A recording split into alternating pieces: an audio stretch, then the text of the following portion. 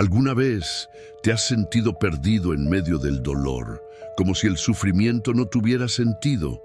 Imagina recibir una carta escrita hace casi 2000 años que no solo entiende tus luchas, sino que te ofrece una esperanza tan poderosa que transforma tu dolor en propósito.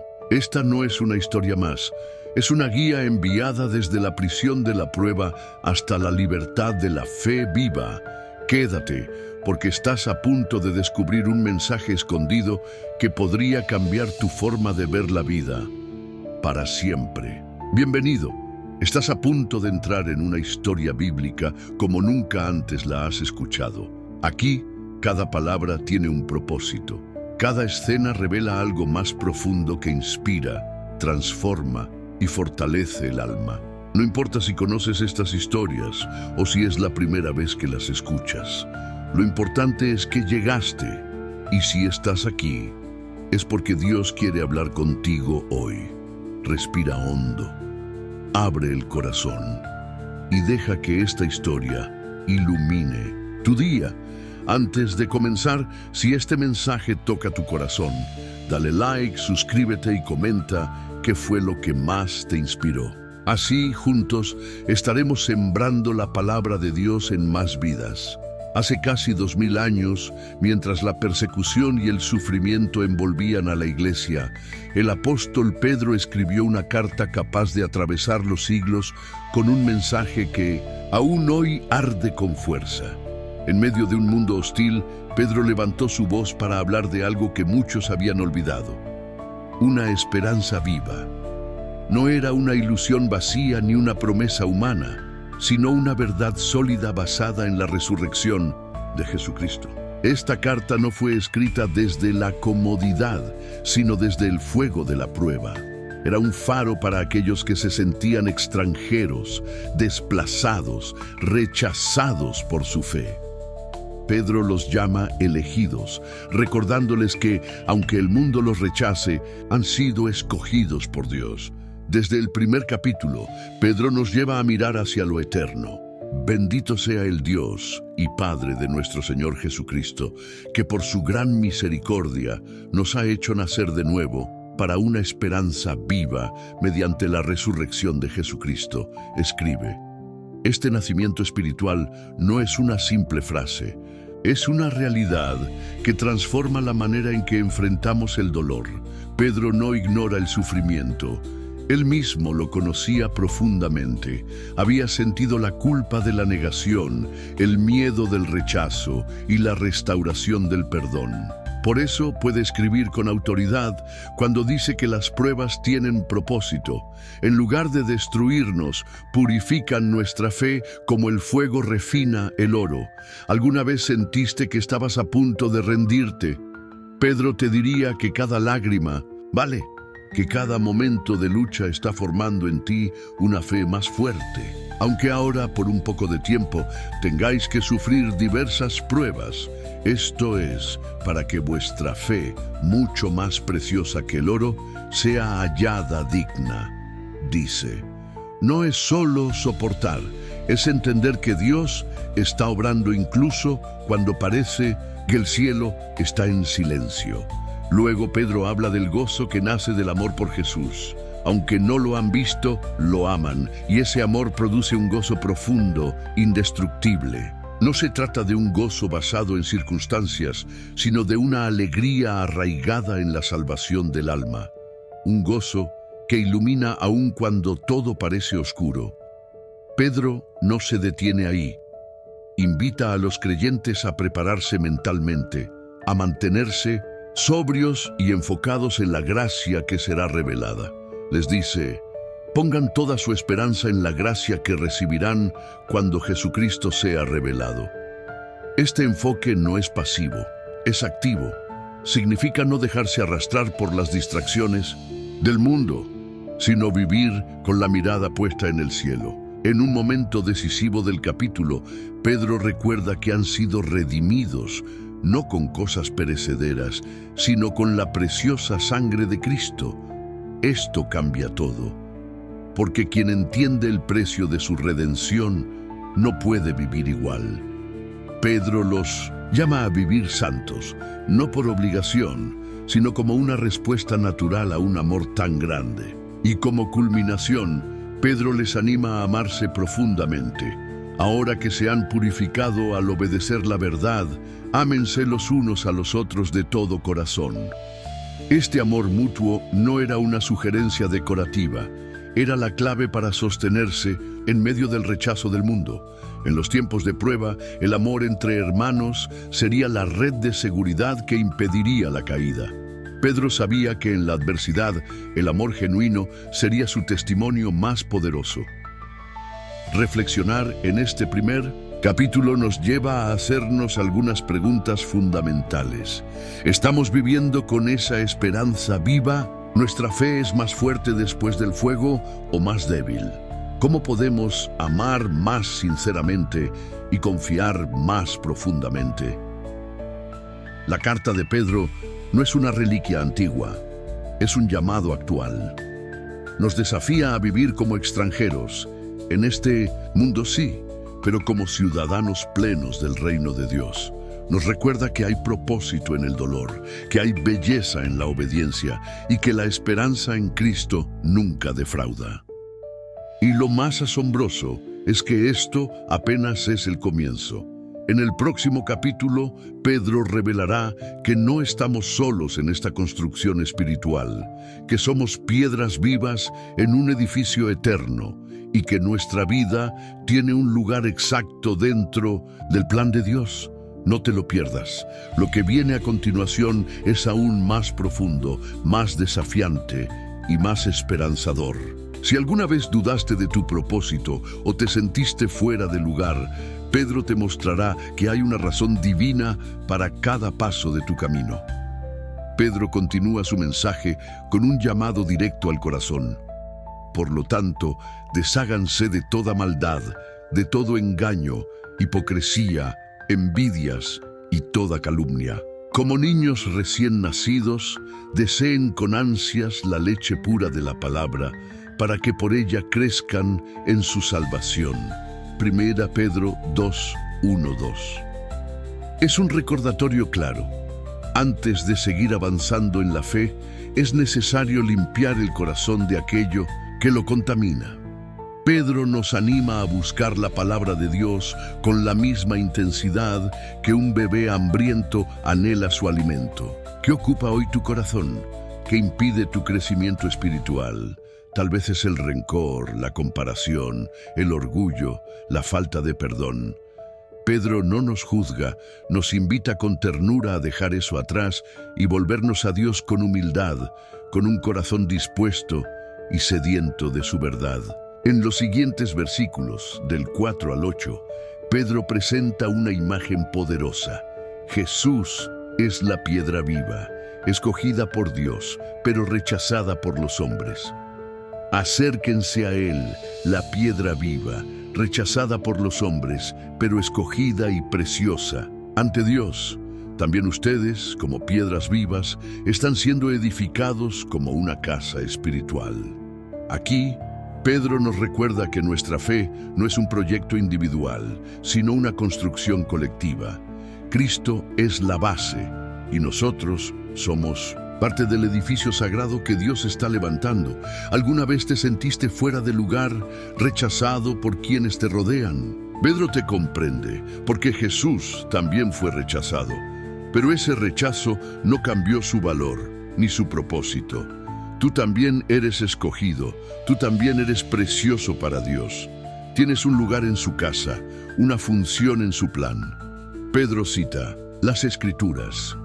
La piedra que los constructores rechazaron se ha convertido en la piedra angular.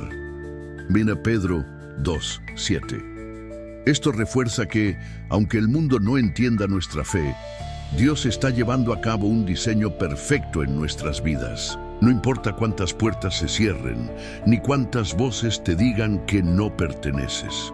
En Cristo tienes una identidad firme y un propósito eterno. Y como si eso no fuera suficiente, Pedro da un giro profundamente emocionante. Pero ustedes son linaje escogido, real sacerdocio, nación santa, pueblo que pertenece a Dios, para proclamar las maravillas de aquel que los llamó de las tinieblas a su luz admirable. 1 Pedro 2:9. ¡Qué declaración tan impactante! No eres cualquiera, eres parte de un pueblo santo, escogido con un propósito: reflejar la gloria de Dios. ¿Puedes imaginar eso? Cada vez que hablas con amor, que sirves con compasión, que perdonas con gracia, estás proclamando las maravillas de Dios. Pedro no habla de títulos vacíos, habla de una identidad profunda que transforma cómo vivimos, cómo amamos y cómo influimos. En el versículo 10, Pedro agrega: antes no eran pueblo, pero ahora son pueblo de Dios.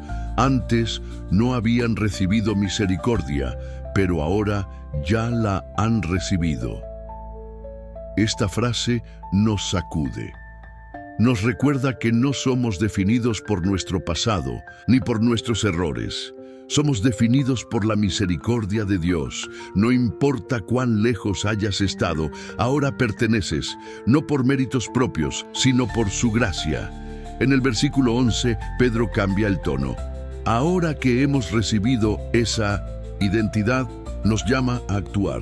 Amados, les ruego como a extranjeros y peregrinos en este mundo que se abstengan de los deseos pecaminosos que luchan contra el alma. Mantengan entre los incrédulos una conducta ejemplar, para que, aunque los acusen de hacer el mal, glorifiquen a Dios al ver sus buenas obras. 1 Pedro 2:11-12. Pedro sabe que vivir como hijos de Dios en un mundo hostil no es fácil, pero nos recuerda que nuestras acciones pueden hablar más fuerte que nuestras palabras. Incluso si somos criticados o incomprendidos, nuestras buenas obras pueden impactar profundamente a quienes nos observan. No vivimos para la aprobación humana, vivimos para glorificar a Dios. Este capítulo nos llama a una reflexión profunda. ¿Cómo estás viviendo tu identidad en Cristo? ¿Hay áreas en tu vida que necesitan reflejar con más claridad tu fe? Tal vez sea en tu trabajo, donde las decisiones éticas se ponen a prueba. Tal vez en tu familia, donde el amor y el perdón son más desafiantes. O quizás en cómo enfrentas las dificultades diarias. Recuerda, tu vida es un testimonio vivo de la gracia de Dios. Pedro no se detiene en lo personal, sino que da un paso más allá. Nuestras relaciones también deben reflejar nuestra fe. En el capítulo 3, Pedro nos lleva a considerar cómo la actitud con la que vivimos nuestras relaciones revela el carácter de Cristo en nosotros. Comienza hablando del matrimonio, pero sus palabras aplican a todos. Esposas, sométanse a sus esposos, para que, si algunos de ellos no creen en la palabra, puedan ser ganados por el comportamiento de ustedes al observar su conducta intachable y respetuosa. En Pedro 3:1-2, Pedro no habla de sumisión como opresión, sino como una forma de testimonio. El amor, la gracia y el respeto pueden abrir corazones a Dios. Luego, Pedro se dirige a los esposos.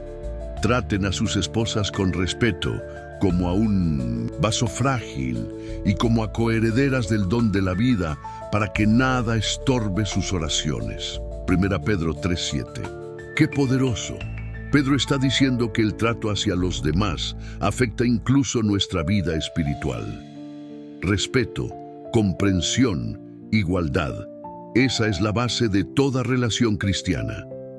Pedro concluye este segmento ampliando la enseñanza a toda la comunidad. Finalmente sean todos de un mismo sentir, compasivos, amándose fraternalmente, siendo misericordiosos y humildes. No devuelvan mal por mal, ni insulto por insulto. Más bien bendigan, porque para esto fueron llamados. 1 Pedro 3:8-9. Este es el corazón del mensaje. Fuimos llamados a bendecir, no a dividir, a responder con amor, no con venganza, a reflejar la luz de Cristo, incluso en medio de la oscuridad. Pedro continúa su mensaje llamándonos a algo profundamente contracultural: responder al mal con bien y a bendecir incluso a quienes nos hacen daño.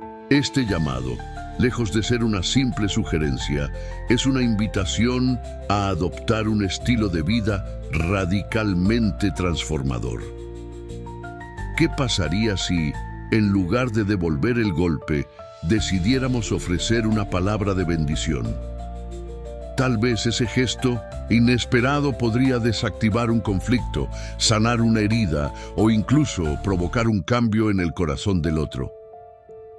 Pedro nos recuerda que nuestro comportamiento no es neutro. Es una herramienta viva que puede glorificar a Dios incluso en medio del dolor. Uno de los pasajes más poderosos de este capítulo nos desafía a estar siempre listos para hablar de nuestra fe. Estén siempre preparados para responder a todo el que les pida razón de la esperanza que hay en ustedes, pero háganlo con gentileza y respeto. 1 Pedro 3, 15, 16. Pedro no solo nos anima a vivir con tanta integridad que otros se pregunten ¿de dónde proviene nuestra esperanza?, sino que también nos muestra cómo compartir esa fe, con humildad, con respeto, sin arrogancia. No se trata de tener respuestas perfectas, sino de ser testigos auténticos del amor y la gracia de Jesús. ¿Qué dirías si alguien hoy te preguntara por qué sigues creyendo incluso en medio de las tormentas? Tu historia importa. Tu testimonio puede sembrar esperanza en otro corazón. Pedro cierra este capítulo llevando nuestra mirada al ejemplo supremo, Jesús.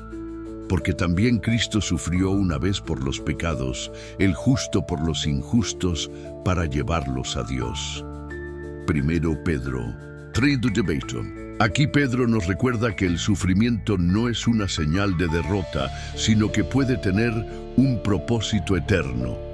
Cristo, quien no cometió pecado alguno, sufrió para darnos vida. Si Él pudo transformar el dolor en redención, también nosotros podemos confiar en que nuestras pruebas, enfrentadas con fe, no serán en vano. Además, Pedro menciona la victoria de la resurrección, por medio de la resurrección de Jesucristo, que está a la diestra de Dios. 1 Pedro 3, 21, 22. Esta es nuestra esperanza final. Aunque la lucha sea dura, la victoria ya fue asegurada en Cristo. Su resurrección no es solo una historia pasada, es una promesa viva que nos sostiene hoy. Pedro nos exhorta a vivir con unidad, a bendecir con intención y a estar listos para hablar del amor que nos transformó. Incluso cuando el camino esté lleno de lágrimas, podemos confiar en que nuestro sufrimiento, como el de Jesús, tiene valor eterno. En el capítulo 4, Pedro profundiza en cómo los cristianos debemos enfrentar el sufrimiento con fe, propósito y plena confianza en Dios. No se trata de escapar de las pruebas, sino de comprenderlas como parte del camino que recorremos con Cristo. Por tanto, ya que Cristo sufrió en el cuerpo, asuman también ustedes la misma actitud, porque el que ha sufrido en el cuerpo ha roto con el pecado. 1 Pedro 4:1. Este llamado nos invita a tomar una postura firme, a abrazar las dificultades como una forma de crecer, de desprendernos del pecado y acercarnos más a Dios. Pedro continúa con un mensaje claro. Ya basta con el tiempo que han vivido haciendo lo que agrada a los paganos, entregados al libertinaje, pasiones, borracheras, banquetes y detestables idolatrías. 1 Pedro 4:3. Aquí no hay condenación, sino una invitación a mirar hacia adelante. Pedro nos dice que ya fue suficiente vivir lejos de Dios. Hoy es el día para elegir la santidad, para dejar atrás los hábitos, pensamientos o relaciones que nos alejan del propósito eterno. ¿Qué necesitas entregar hoy? ¿Qué parte de tu vida necesita alinearse con lo que Dios quiere para ti? Luego, Pedro nos da una advertencia cargada de esperanza. El fin de todas las cosas está cerca. Por tanto, sean prudentes y de mente clara para que puedan orar. Sobre todo, ámense los unos a los otros profundamente, porque el amor cubre multitud de pecados. 1 Pedro 4, 7, 8. Esta urgencia nos recuerda que el tiempo es precioso. Nos llama a vivir con propósito, a cultivar una vida de oración constante y a amar sin medida. El amor, nos dice Pedro, no es un sentimiento vago, es una acción poderosa que puede cubrir fallas, restaurar relaciones y reflejar a Cristo. Pedro también nos exhorta a usar nuestros dones para edificar a otros. Cada uno ponga al servicio de los demás el don que haya recibido, como buenos administradores de la gracia de Dios. 1 Pedro 4, 10. Todos tenemos algo para dar, una palabra de ánimo, una oración, una habilidad práctica. Sea lo que sea, Dios te ha confiado dones para compartir. No los escondas.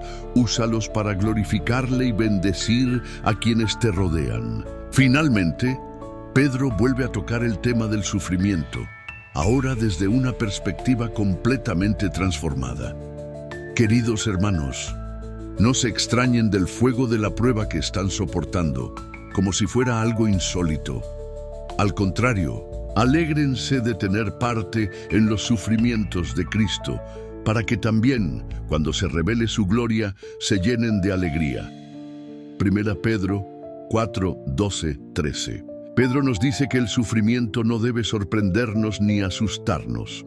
Al contrario, puede ser motivo de gozo, porque nos une a Cristo y nos prepara para compartir su gloria. Si sufren como cristianos, no se avergüencen, sino alaben a Dios por llevar ese nombre. 1 Pedro 4:16. Esta es una declaración poderosa. Pedro nos llama a vivir sin vergüenza, sin miedo, sabiendo que llevar el nombre de Cristo es el mayor honor. Cuando enfrentamos rechazo, injusticia o dolor por causa de nuestra fe, Pedro nos recuerda, no estás solo. Dios está contigo y tu fidelidad tiene un impacto eterno. Así que si alguno sufre conforme a la voluntad de Dios, entréguese a su fiel Creador y siga haciendo el bien. Estas palabras de Pedro, escritas en 1 Pedro 4:19, no son una simple recomendación, sino una declaración poderosa de confianza en medio de la adversidad. ¿Cómo reaccionamos cuando el sufrimiento toca a nuestra puerta? Pedro no dice que huyamos ni que lo evitemos a toda costa. Nos anima a confiar, a creer que incluso cuando todo parece fuera de control, Dios sigue obrando con propósito. Cuando el dolor llega, nuestra tentación natural es quejarnos, rendirnos o buscar soluciones inmediatas. Pero Pedro nos presenta otra respuesta, la entrega confiada. No una resignación pasiva, sino una decisión activa de poner nuestra vida, nuestras cargas y nuestras luchas en manos del Dios que es fiel. Este capítulo final del libro nos enseña que el sufrimiento no es el cierre de nuestra historia, sino una puerta hacia una fe más profunda. A través del sufrimiento se forma el carácter, a través del fuego se purifica el oro, y a través de las pruebas Dios nos moldea, nos transforma y nos equipa para mayores propósitos. Pedro no escribe desde la teoría, sino desde la experiencia.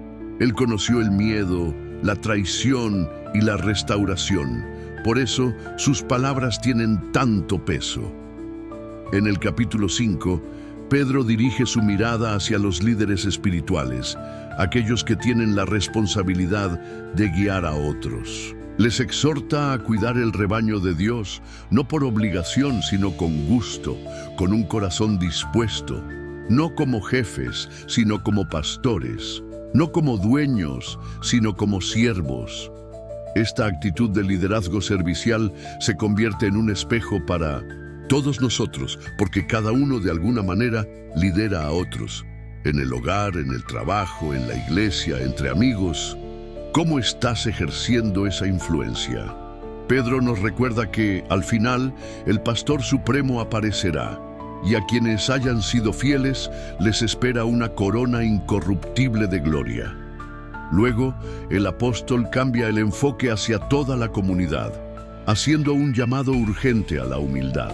Dios resiste a los soberbios, pero da gracia a los humildes. Esta frase corta encierra una verdad eterna. La humildad no es debilidad, sino sabiduría. Es reconocer que no podemos solos, que necesitamos de la gracia divina para cada paso. Y es en esa humildad donde encontramos exaltación, no según el tiempo humano, sino en el debido tiempo de Dios. Pedro continúa: echad toda vuestra ansiedad sobre Él, porque Él tiene cuidado de vosotros. ¡Qué promesa tan consoladora! En un mundo cargado de estrés, preocupaciones e incertidumbre, Dios nos ofrece un lugar seguro donde descargar nuestras ansiedades. Él cuida de ti. Él no te ignora. Él no te olvida. Él está presente y activo en tu historia. Pero Pedro no ignora la realidad espiritual que enfrentamos. Por eso nos advierte: sed sobrios y velad. Vuestro adversario el diablo anda como león rugiente buscando a quien devorar.